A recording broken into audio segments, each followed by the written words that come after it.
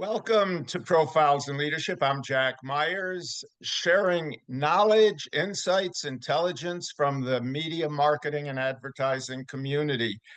I'm really interested and have been for a long time in retail and commerce media. And with me today is Christine Foster. Christine is Senior Vice President of Kroger Precision Marketing at 8451. For those of you who have been following Profiles in Leadership, you'll remember my conversation a little more than 2 years ago with Kara Pratt of 8451, which you can look back at for more of a historical context. But today we're going to be talking about the future with Christine. So, Christine, thanks for joining me. Thanks for having me, Jack. So, retail media, commerce media has taken on a life of its own. It's a $65 billion business in just the US and growing quickly. Um, I'm really interested, Christine, in the context of 8451 and Kroger's role. Kroger was the first uh, Yeah. to really move forward on the value of retail data and media planning and buying. So I'd like to look forward into 2026 and let's talk a little about what's on your mind as you head toward 2026 and how you define the next chapter, both for 8451 as well as for retail and commerce media overall. Yeah, great question as we head into the holidays and start to think about the next calendar year, which is wild that we are here at this point in the year. It Um, moves so fast, doesn't it? it does. It does. It goes so fast. Earlier this year, Kroger Precision Marketing took kind of our next step in the evolution of what we believe and where we believe retail media needs to go. Retail media is kind of actively needing a redefinition. And I'll explain what I mean by that. But earlier this year, Kroger Precision Marketing brought our consumer insights, our loyalty marketing, and our retail media business together. That is important context because it serves as kind of what I believe is the foundation of that redefinition of retail media. It is no longer just kind of lower funnel ads on a website or even data and measurement in offsite platforms. It really is about how retailers can support brands and customer experiences in evolving kind of ways, in more powerful and impactful ways for both of those two uh, you know areas that we serve. And so for us, it really was about kind of taking insights to activation and evolving beyond just media to become true brand growth partners. And that is really important for us when we think about the brands themselves. They are facing really complex challenges right now, and they're trying to keep loyal shoppers, introduce new innovation without cannibalizing from existing products. And the consumer behavior is changing as well. So what the power of the retailer really is to take a lot of the insights that we have about those consumers and help brands kind of consider new things as they're thinking about how do they tackle the changing consumer in the right way. There's a lot to unpack there. I want to unpack the moving from the bottom of the funnel to the top of the funnel and going somewhat full funnel, which there's a lot of talk about, not a lot of delivery about. And a lot of CPG marketers have identified that the shift toward a heavily commoditized, transactional, data-led, tech-infused media planning and buying model has not enabled them to grow their brand and or their market share. So you've moved, it seems, aggressively into that space. Yeah. That's a big deal. Yeah. I think for us, really the decision to unify our consumer insights and retail media and loyalty marketing kind of groups is really to make sure that we're optimizing the retail data from business analytics all the way through campaign activation and shopper retention. To your point, the funnel is confusing. There's a lot of, there's a lot of different inputs there.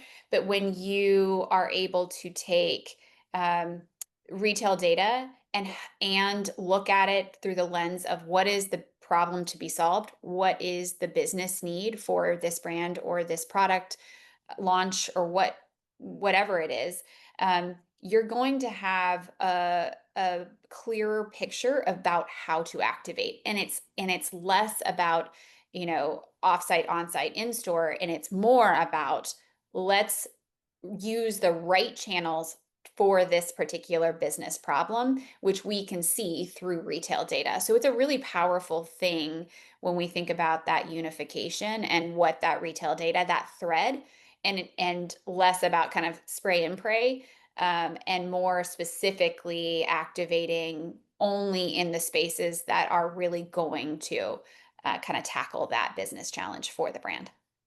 So a lot of the commentary, a lot of the articles and white papers and other documents we read about retail, it's retail slash commerce Yeah. media. It seems to me you're differentiating between retail media and commerce media. Is that accurate? That is accurate. I mean, as a retailer, we consider ourselves retail media. It's part of our bread and butter in terms of like the the value that as a retailer we can provide is that the shoppers um, for the brands on our shelves are also Kroger shoppers, right? What matters to that brand and how they reach that customer, whether they come to the Kroger website or they come into a store, those are our shoppers. So it is important kind of for both of us to win that heart and mind in those moments of purchase consideration. And so that's kind of the differentiating kind of factor on our side. We really are a retailer, and we would consider ourselves a retail media network. So 84.51 is 84.51 degrees. It's the Cincinnati longitude, which is where your building is. Yeah. And what I've read about 84.51 and Kroger Precision Marketing is the idea of following that longitudinal model Yeah. with not just the approach to data uh, and insights, but also collaboration with others. Help me understand your client base and your competitor base and how you view your role with both your partners and clients as well as with your competitors. Yeah, our client base would be really any brand that needs retail data to help solve a business problem. First and foremost, those are going to be the brands on Kroger shelves. And we're very committed to making sure that our offerings really do help them activate an insight in whatever space and place it needs to be activated to win that consumer moment. In that context, you've recently launched a managed services offering for mid-size CPG brands to activate retail media. What's new there? Yeah, our journey into programmatic media began with building strong connectivity to DSPs like the Trade Desk and Yahoo. And today, programmatic teams can apply our shopping segments, our retail data, to their media buys directly within their existing seats.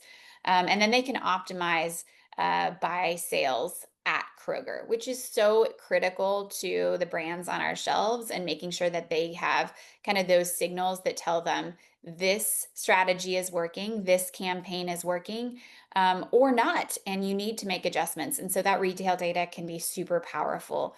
The challenge is that not all brands have access to their own buying teams. So we've introduced an expanded managed service to help some of those smaller brands activate across both programmatic, display, CTV, and audio. And now, we really feel like we're taking out any barrier to entry for any brand to be successful in, especially CTV and audio spaces, which are growing in importance to the consumer, by using, these really precision retail audiences, and reaching, lapsed shoppers or loyal shoppers or new shoppers. And that is kind of a fundamental kind of point of this activation that Kroger Precision Marketing just recently launched. And you've also focused on what you call dynamic creative optimization, DCO. Yes. Help me understand that. Yeah. Um, Obviously, the purchase intent of that person at the time of getting that impression is critical in whether or not they convert. DCO is a powerful lever that optimizes the creative to take the signal of the data that we have, and make sure that that moment of inspiration is going to be as powerful as it can be. Whether that is a change in the time of day, the color, the call to action. There's a lot of different variables, as everyone watching this will know, that have an impact on whether or not that shopper converts or converts later down the road. And so DCO is another just kind of tool in the toolkit of a marketer to ensure that the impression is going to be as impactful as it possibly can be. So does this mean that the marketers are taking your data to their creative agencies as well as their media agencies, or they're in versus? Correct. That this is an opportunity to kind of create different segments and test different variables with Kroger data, and making sure that that creative is as powerful as it can be, based off of a lot of different insights that we can help those creative agencies or marketers understand more deeply about the customer set. As you look, Christine, at the future Mhm. and that longitudinal perspective on your business growth, where do you see yourself in the ecosystem of brand marketer, agency, media, data provider? Yeah. I mean, we kind of sit in the center of all of that. And I know that that's probably, a cliche kind of answer, but we really believe that data science can help brands identify the households that are going to drive growth. And sitting in that center is really a powerful place to make sure that we are supporting kind of that full funnel for a marketer, and not just kind of adding to the noise, across the supply chain. Research and third party, case studies against kind of the value of retail data have shown that by using precision audiences, and specifically our precision audiences, instead of traditional demographic kind of data signals, you only need to reach 51 of the percent of the impressions to drive the same sales impact. So that is a hugely valuable, um, you know, activation that retail media really has the power to help marketers achieve different results with fewer kind of impressions. And that is the sinking of kind of your question on, like, where do we sit? We sit in the middle, and that is a powerful place to sit at this point, because it helps us just add a more optimal experience to the entire media ecosystem. So 2 years ago, when I spoke to Kara Pratt, the words "clean room" were not in the were not in the zeitgeist of the media industry, and today Yeah, it's ubiquitous. And clean rooms seem to be the pivotal point where the data comes together and is yeah. merged. How important is it for any company on the media selling side that has first party data to implement clean room technology into their program? I think it's obviously it's more than a buzzword, right? Clean rooms help us optimize data with marketers in a privacy safe manner, and really help our the brands determine what they are looking for, answer questions in a safe space, a privacy safe space, that then they can go activate on. And so clean rooms, I think, will become an important part of a marketer's toolkit. They're not the only way of activating very powerful data, but they're just kind of another tool in the toolkit. And I think they've become a little buzzy, and we'll see how AI continues to evolve, what that looks like over time. There's probably a lot of different innovation that's going to come out, and clean room at some point will feel very archaic in terms of how you activate different data insights. But for now, they're definitely an important part of how marketers can enable kind of new lines of insights and take them all the way through activation. What's the ongoing relationship with your customers Yeah. for maintaining the trust and the confidence in the privacy of their data? It's a great question. Retailers are really different from the rest of the ad tech ecosystem. People, we are advertising to are not just impressions to us. They are our shoppers, and we care deeply about that user experience. It is what kind of fuels an overall great customer experience, and brings them back to Kroger. So we in no way are going to jeopardize that. As a result of that kind of focus, we build every audience with a mission to inspire, educate, or add value to that shopper. We don't want our shoppers to be bombarded. We don't want to create a Times Square within our store or on our site. And we want to make sure every message that we deliver is relevant to them. And so in activation, we've been platinum certified by the Trustworthy Accountability Group tag for several years. And that's important to us to make sure that our shoppers, and anyone with kind of marketing knowledge recognizes that our commitment is to relevant messages for our shoppers, and whether that's us directly, on the site or in the store. And you've said, Christine, programmatic solutions help marketers build emotional connections with new households.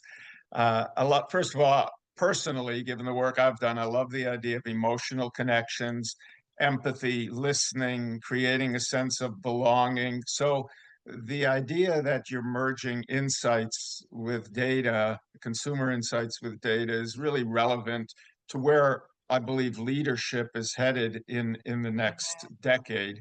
So as you look at that idea of you being in a data science business, but also implementing emotional connections and empathy, and how does that change or impact on leadership and overall decision making?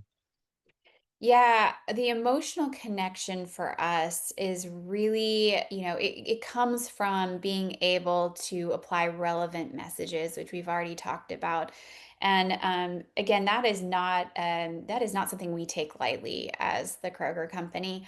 Loyal brand buyers see something different than lapsed brand buyers or competitive buyers, and retail data, together with addressable media, really gives creative teams more ways to connect with sub audiences. And isn't that really the purpose of marketing in general, right? We are disrupting the customer experience in a way that adds value. And so, this is just another opportunity.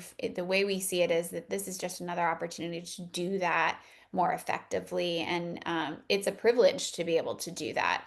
And so that's kind of, something that we're very proud of, and we take very seriously. We take it as a clear responsibility. Where does AI fit into your plans for the future and going forward?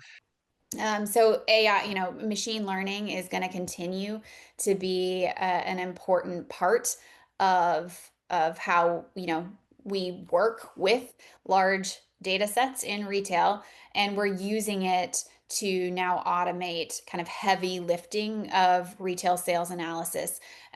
You may or may not have heard, but we have a new feature that is launched within Stratum, 8451 Stratum this month, which is our consumer insights software. We call it Agent Monday. And this feature delivers weekly analysis of sales data for a brand. And that takes a lot of the lift down for, these brands who are getting online Monday morning and need really quick insights on what is happening with their business at Kroger and what do they do about it, right? It's not just about having data. It's about, okay, so what, now what? And this takes down a lot of the lift for them. So we're excited about this feature that has just recently rolled out.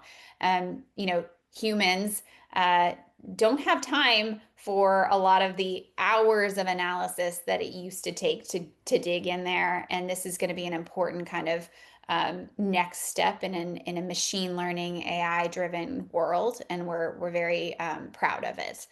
How do you train and prepare the workforce Mm. going forward for this expanded reality of combining data with insights with loyalty? Yeah, great question. I think it goes to that, even the capability of Agent Monday through Stratum. It's a change in habit, right? You no longer have to go in and look through um, the details of that data to glean one single nugget.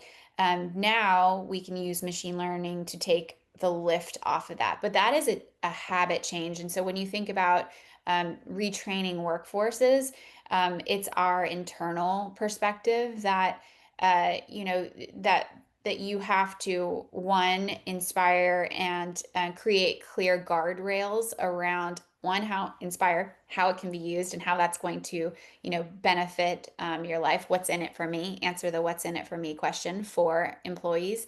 And then two, really create parameters around how to test the data, right? QA the data, because we know that GPTs can often have hallucinations.